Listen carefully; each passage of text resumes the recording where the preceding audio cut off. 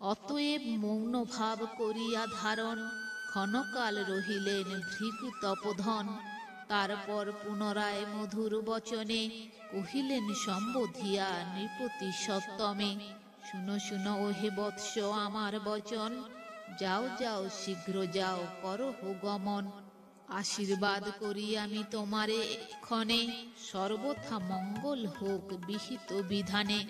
সুসিদ্ধ হোক শীঘ্র তপস্যা তোমার, যথেচ্ছ স্থানেতে সুখে হও আগুসার।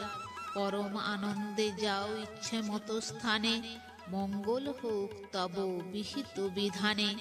এই রূপে আশীর্বাদ দিলে তপোধন, পরম সন্তুষ্ট হয়ে নৃপতি নন্দন। বিদায় লইয়া গেল হিমালয় শৈলে, যথাকালে উপনীত হয় সেই স্থলে। পবিত্র গঙ্গার তীর অতি মনোরম,